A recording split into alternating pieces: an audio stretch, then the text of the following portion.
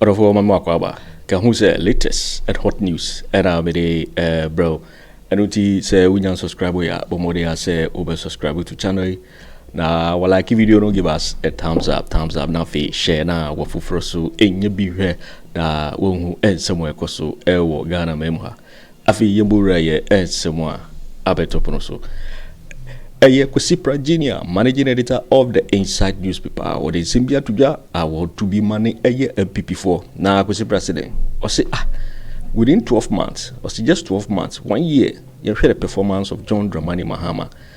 We move inflation at the above form, I do 5.4%. Dollars were by 10 point, I think it's around 10 point something. Now, NPP4 so almost say, Bawumia idea, or say, and you mo ferry money wupu. Any Kwesi Pratt for NPP4 one chow any award to be money womo papa. Now Kwesi Pratt Eddie and Sammy Bratuja award to be money a year NPP4 award assess 1 year performance of the President John Dramani Mahama, which I say Mahama ya diye papa. Now what I'm saying to do na ra Eddie and Tentemara yeko Nakachi. Now yekuti a year and somewhere managing editor of the Inside newspaper, Kwesi Pratt and Sama Wode to Jabra assess the performance of John Dramani Mahama in Semono. Now, I listened to some of my friends from the New Patriotic Party, and Senna, I can't help laughing when I listen to them. When I listen to them, I just can't help laughing. Say that, well, there have been some good things in the Mahama administration, but all of these good things came from Dr. Bawumia's ideas. Senna, Dr. Bawumia and the NPP were in power for 8 years. For those 8 years, his ideas didn't work at all. As soon as he left office, his ideas started working. What story is that? And they don't feel ashamed. They look us in the face and they tell us this. That yes, inflation has come down, the value of the cedi has appreciated and so on, but all of this must be attributed to the brilliant ideas of Dr. Bawumia, who was in office for 8 long years. The ideas of Dr. Bawumia must be very wicked ideas. I mean, the ideas don't like Dr. Bawumia, they didn't work when he was in power. When he left office, they started working. What is this story? In any case, Senna, look, let's look at the figures, because the figures speak volumes when it comes to the microeconomic situation. NPP took inflation to 54%. They left office with inflation at 23%. If I lie, just tell me that I lie. Okay? They managed to take inflation, boom, to 54%. Then brought it down to 23%. At the time, 23 point something percent, at the time they were leaving office. Massa, within 12 months, the Mahama administration has brought inflation down from 23 point something percent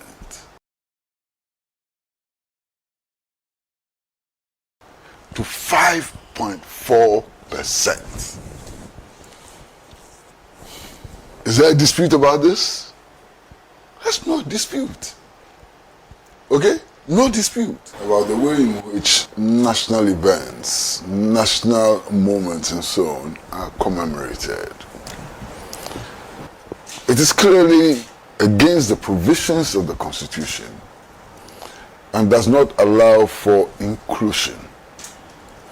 You see, this whole idea that every national event ought to be seen as a religious event, not just religious event, but Christian event, in which people are encouraged to wear white garments and sometimes to kneel before all kinds of priests and so on, is exceedingly nauseating.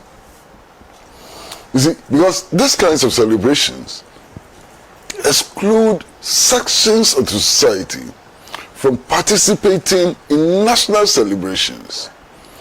For example, over the last couple of years, we have excluded African traditional religious believers from these national celebrations, and it's a violation of their rights.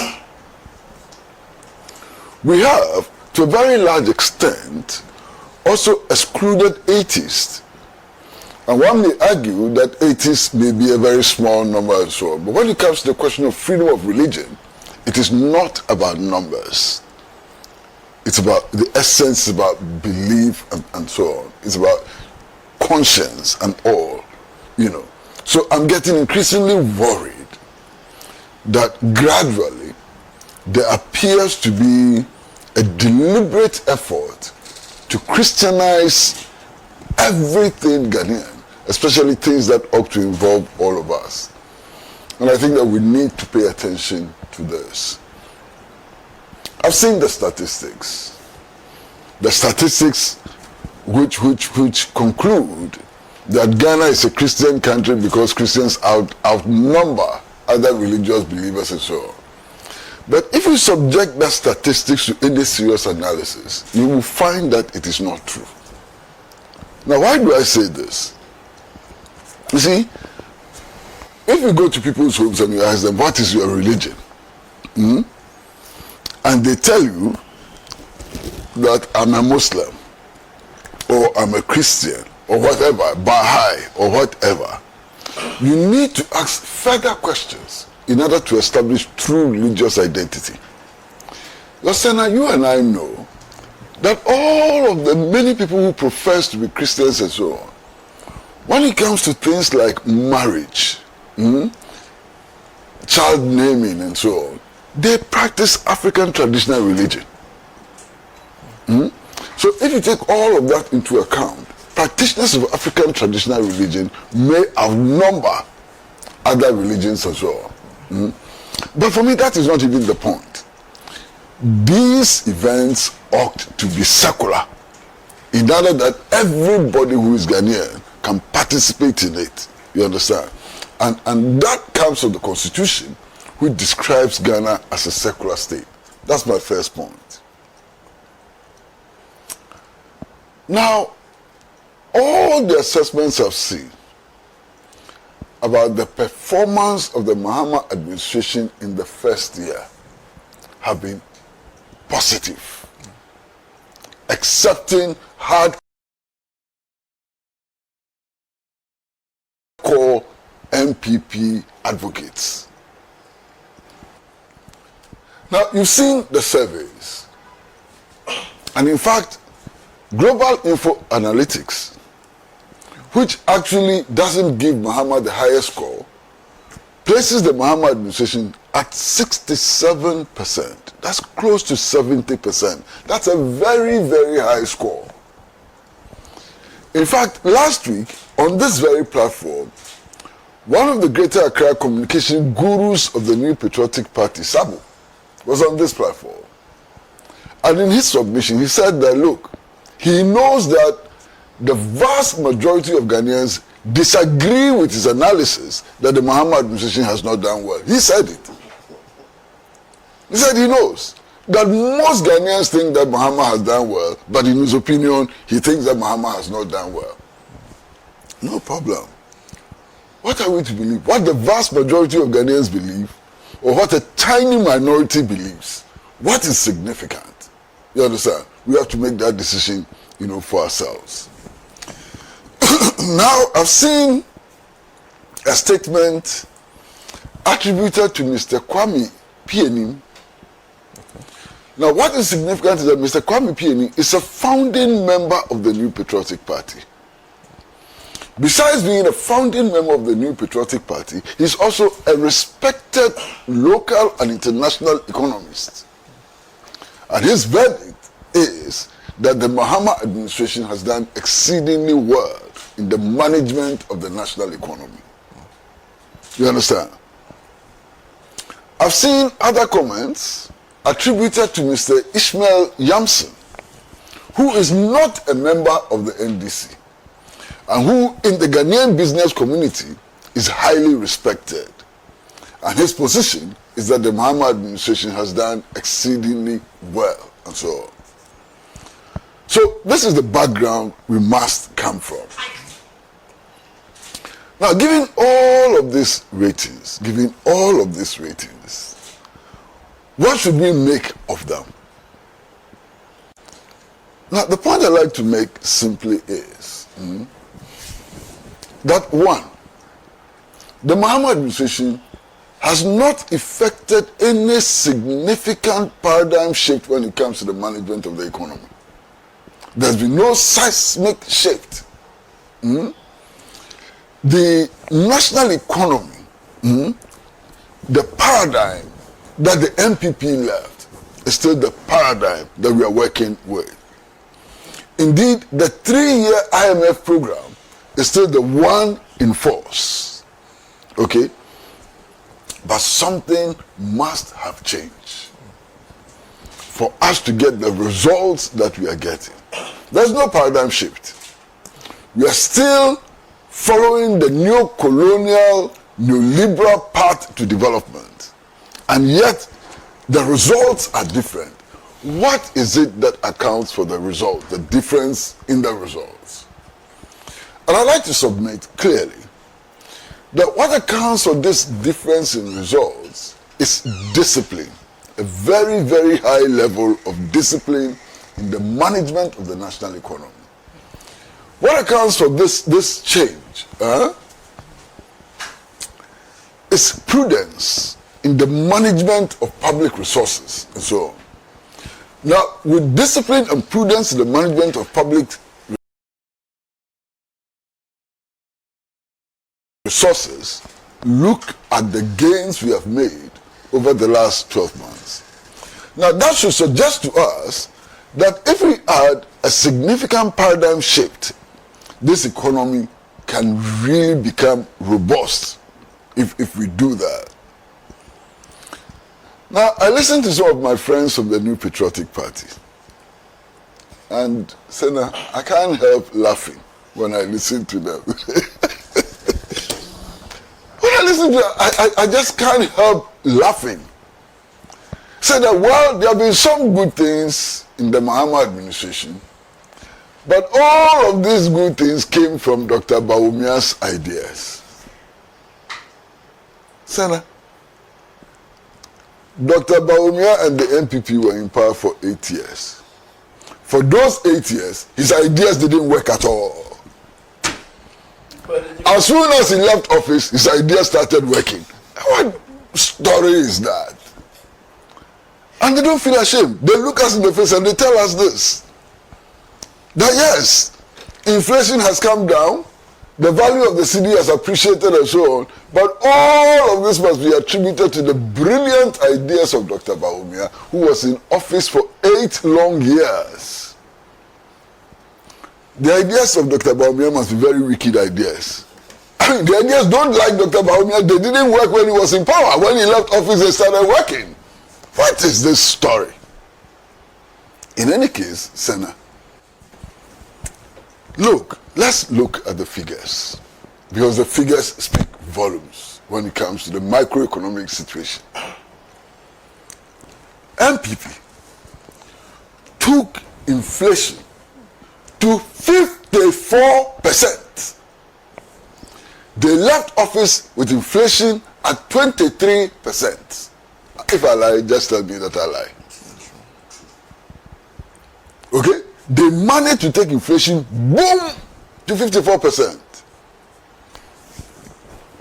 Then brought it down to 23%. At the time, 23 point something percent, at the time they were leaving office. Massa, within 12 months, the Mahamadu administration has brought inflation down from 23 point something percent to 5.4%. Is there a dispute about this? There's no dispute. Okay? No dispute. You come to the value of the cedi. They manage, through the brilliant ideas of Dr. Bawumia, to take it all the way to 17 cedis to $1. At the time they were leaving office, it was hovering around 15 point something to $1. In 1 year, one single year, the Mahamadu administration has brought it down to 10.4 to $1. And you say nothing has happened. How can you look at this and say that nothing has happened? The national debt has fallen drastically in 1 year, and you say nothing has happened. But no problem. They then go on to say that, look, yes, it is true that some prices have come down. They mentioned petroleum prices and so on. But that electricity tariffs have shot up. Oh my goodness. My brother, go and look at the stabilization agreement that the new patriotic party government led by Akufo Addo signed with the IMF. They agreed that electricity tariffs should be increased. The decision to increase electricity tariffs was not made by the Mahamadu administration, but by the new patriotic party administration. And the records are there. You understand? They decided that the tariffs should be increased. Not just electricity and water tariffs should be increased. And this is because at the time they were leaving office,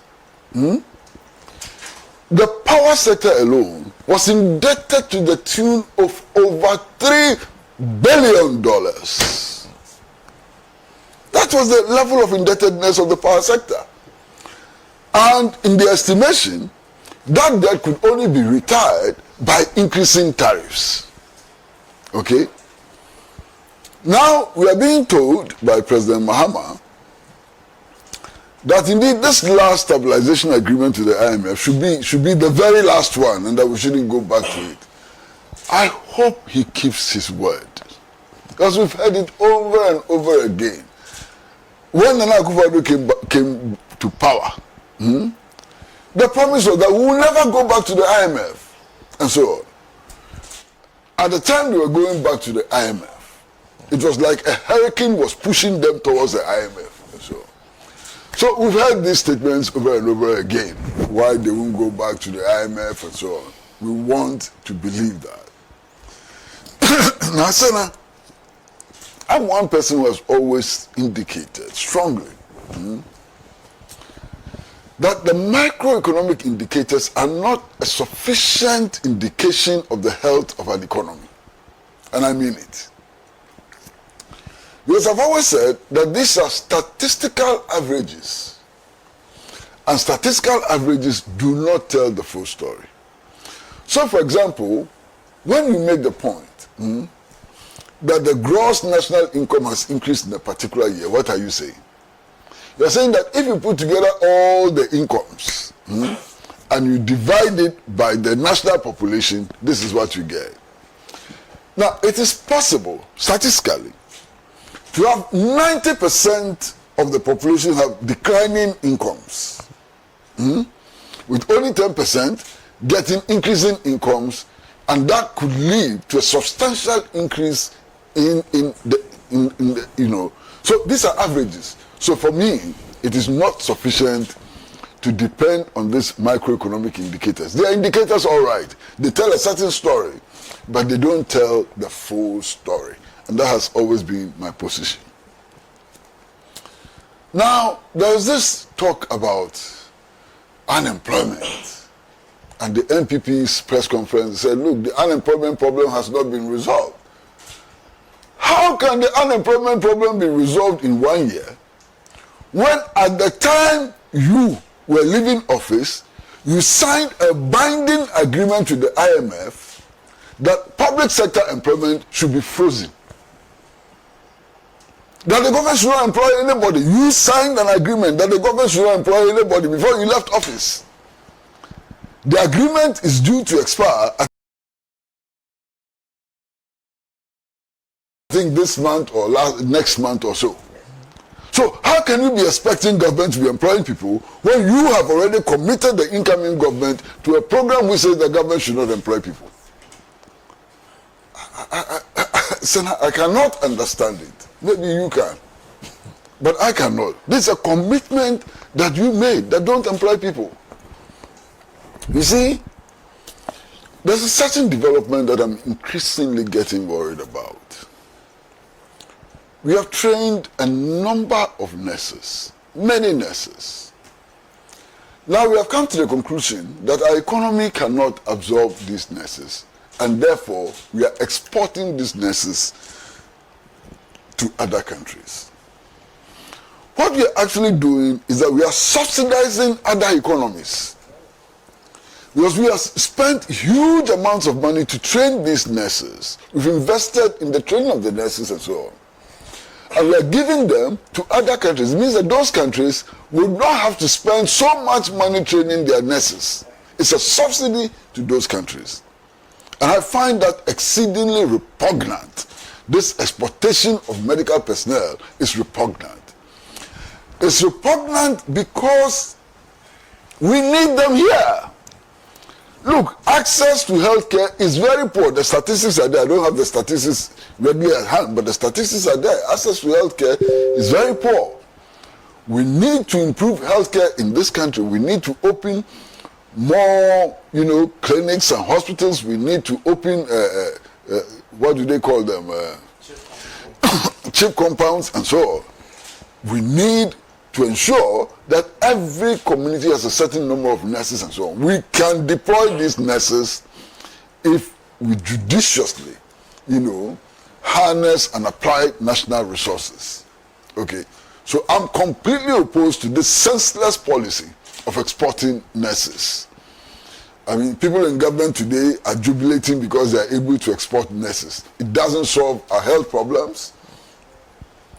It doesn't solve the problem of unemployment and so on. We need to be imaginative, more imaginative than we are, today. Sana, what is the fundamental problem, fundamental problem confronting the Ghanaian economy? The fundamental problem confronting the Ghanaian economy is that we do not own our national resources, and our national resources are not being exploited for the benefit of the people of Ghana. That's the fundamental problem. And that fundamental problem has not been tackled yet. And I haven't heard anybody speak to tackling that. One of my greatest disappointments in the work of the Constitutional Review Committee is that they went about talking about things that don't matter. Reduce the age of the president from 40 to 30 years. So what? What would that do? Add one more year to the term of the president. What problem does that address and so on? The fundamental problem is control of our natural resources and how to exploit these natural resources for the benefit of the people of Ghana. If the Constitutional Review Committee had addressed this problem, I would be upstanding and applauding them because they would have done something, provided a provision which would deal practically with a problem which is impeding our development. They didn't do that. Sana, many of us, I was going to say all of us,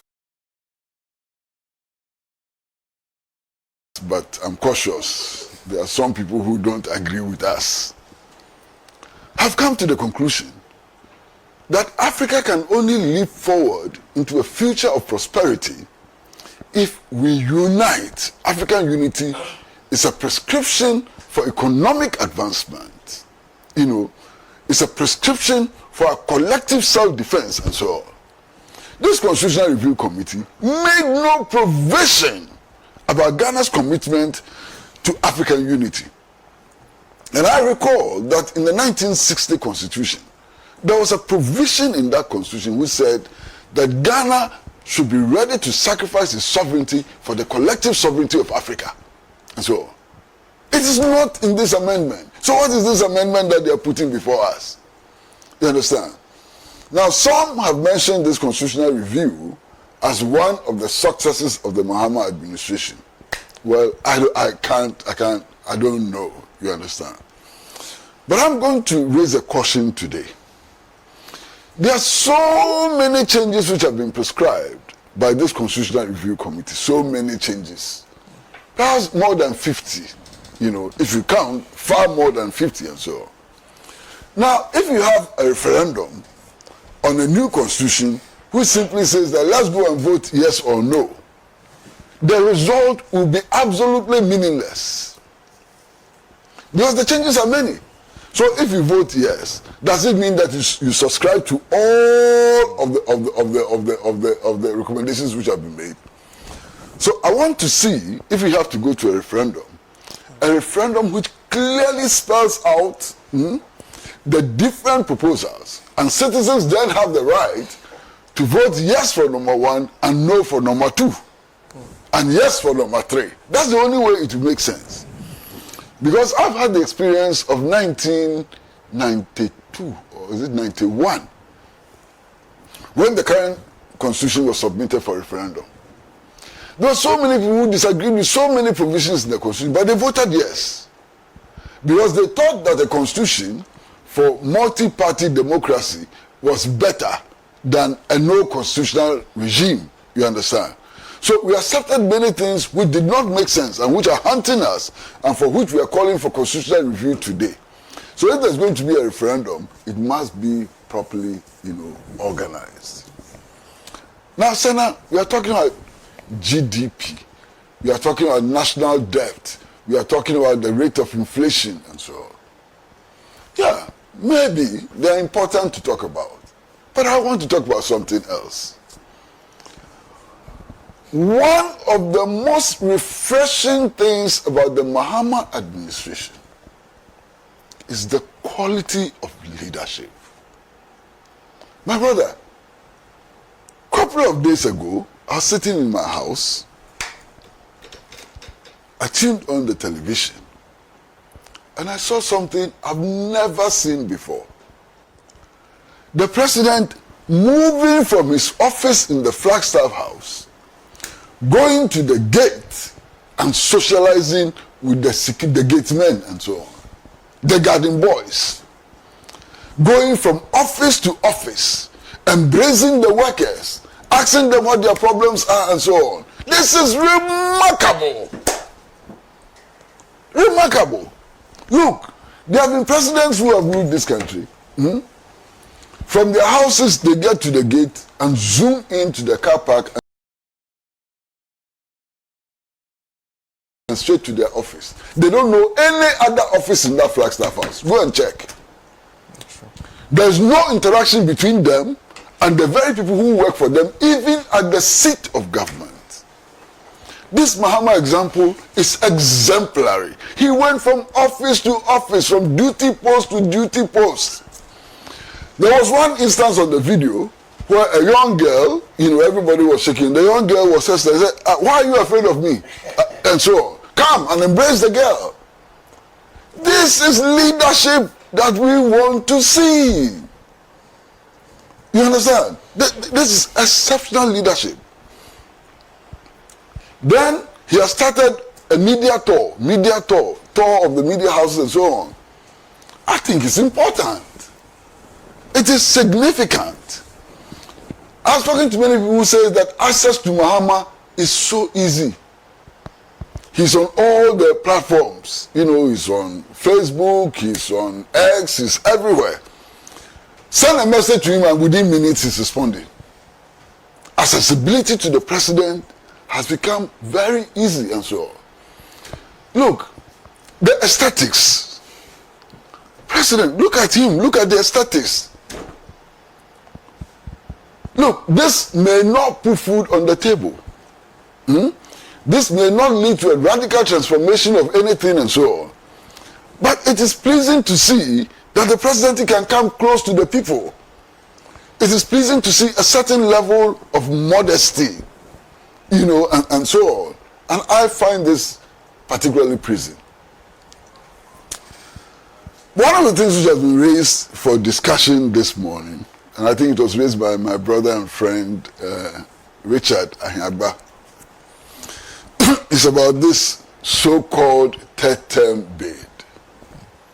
Of course, my brother, Mr. Ahiagba, makes the point that the president has put that matter to rest, says he's not interested in a third term.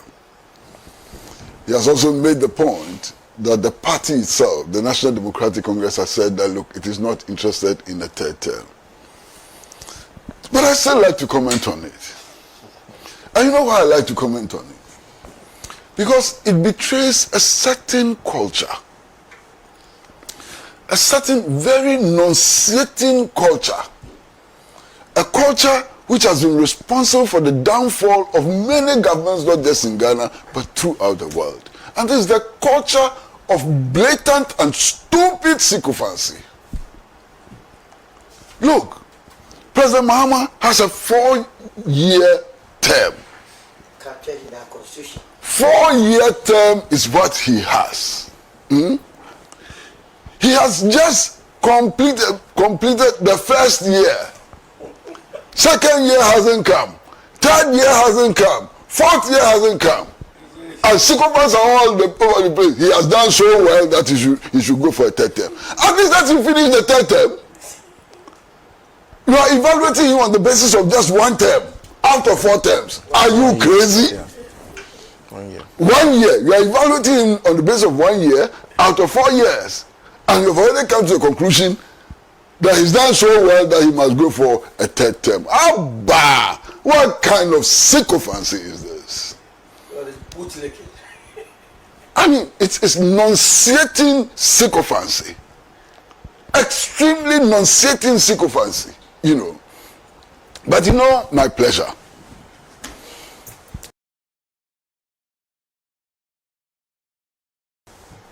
And for those of us who have been watching politics over the last couple of years, since 1992 and so on, there's something which is significant, and it is this.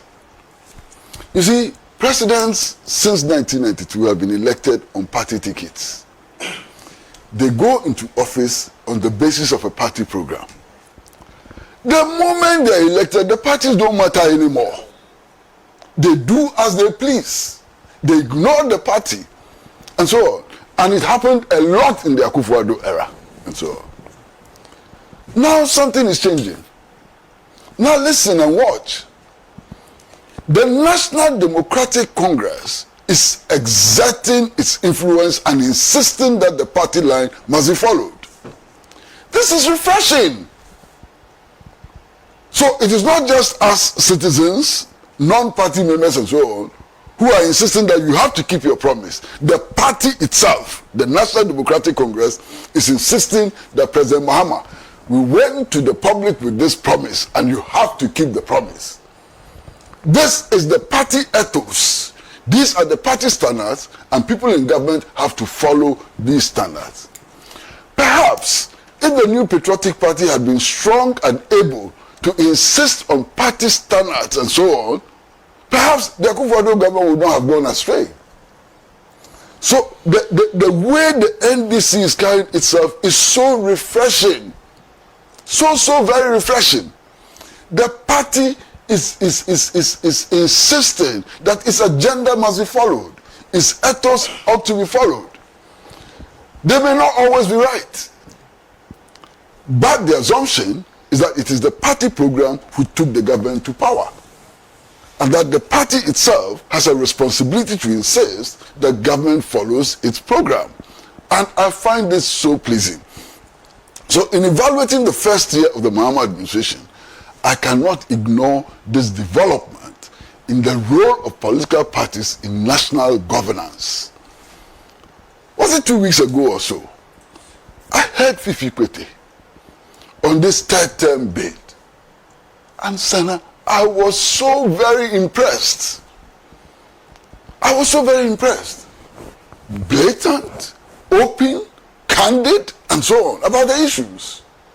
And in the past, who would have dared challenge anybody who was singing praises of Nana Akufo Addo and saying that he should, you know, from the New Patriotic Party? If you criticize the government, you are an enemy of the party. You become an enemy, you become an opponent, and so on. Today, the party itself is saying that, look, some of our members are being sycophantic. They should stop. They should stop becoming sycophants. They should stop praise singing and get to work. That, for me, is an important development in the first year of the Mahama administration, and it's something that I recognize. Look at the statement which was issued by the party leadership on this third term bid. Clear. Very, very clear. You understand? Now, you also know about all of these people who were jumping into the fray, declaring themselves presidential aspirants and messing up the government and so on. You know why they have stopped? Say like you know. You know why they have stopped? The Council of Elders of the party put together a statement denouncing them and ordering them to stop the foolishness. That statement never saw the light of day because they went to the Council of Elders one after the other to plead that the statement should never come out. But at least they are complying. Now there's some decency. Now there's a focus on the national agenda rather than on the individual petty agendas. You understand? You've come to power. You haven't even finished your first year. And then you are mobilizing internal and external resources, which includes the human resources you have, to go and support your bid for president. Who are you? Who cares about you? Messing up things and so on.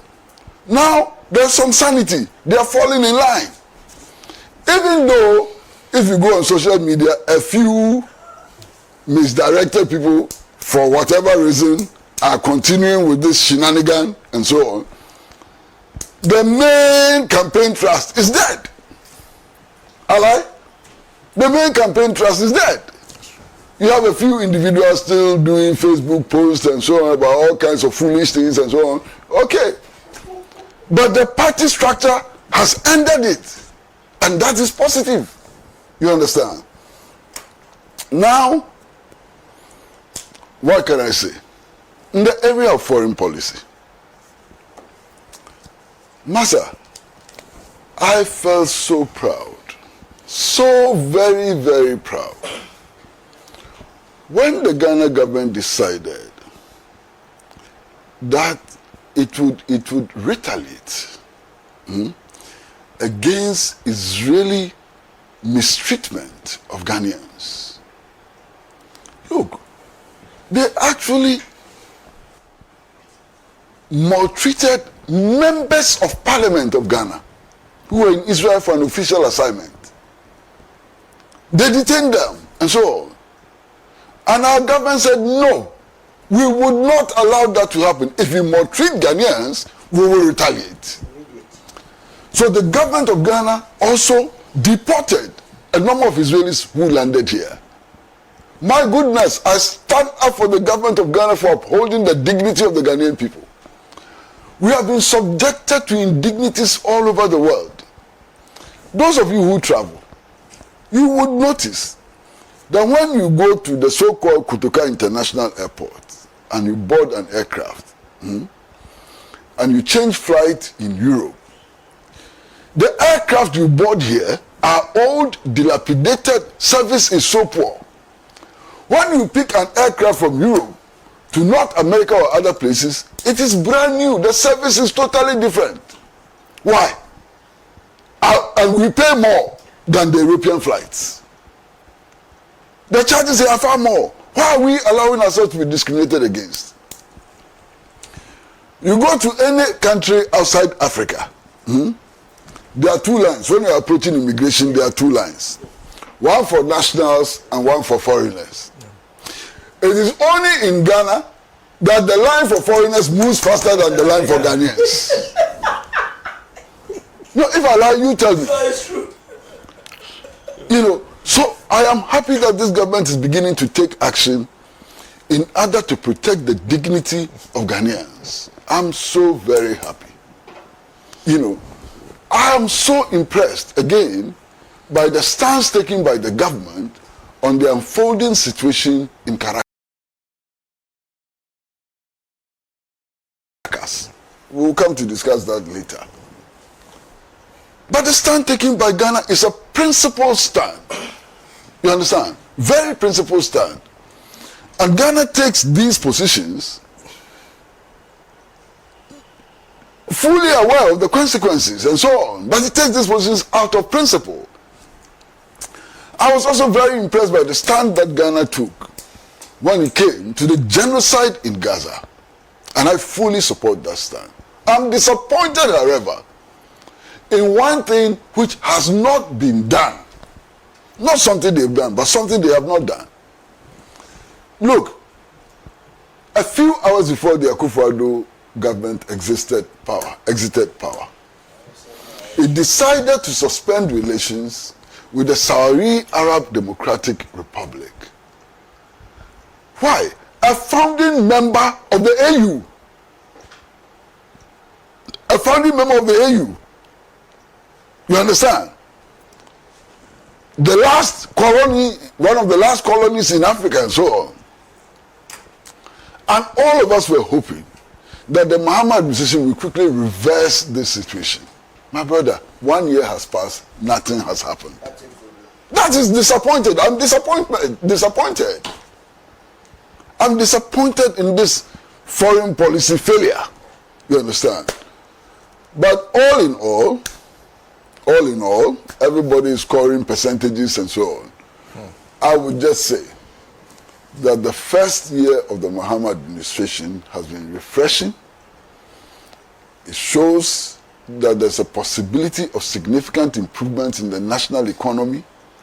It shows that it is possible to have a government which is responsive to the needs of the people. It shows that it is possible to have a president who is humble, approachable, and accessible. I think they've done well. Orofo Wini and Samoye Kwesiprat Junior, managing editor of the Inside newspaper, and Sema Wadia Tujawo Brobroso. I was assessing 1 year performance of the President John Dramani Mahama to be money NPP for Bawumia, which is a Bawumia 8 years, dear Namudia. Nasa idea Rukraye, Bawumia, the Aremeyaw 8 years, Montimianye. Now Mahama Yadi wage now within just 1 year. Motuada Moka Kandi Mope. Was it a Yamunibu and Yamu Ferry, any Kwesiprat and 5 PP for 1 child, any award to be money one, papa.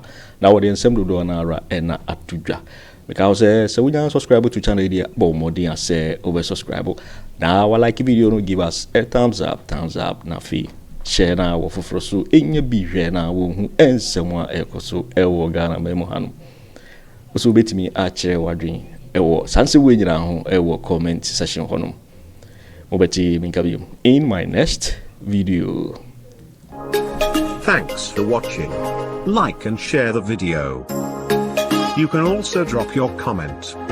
Please don't forget to subscribe. Click on the bell to turn on the notification.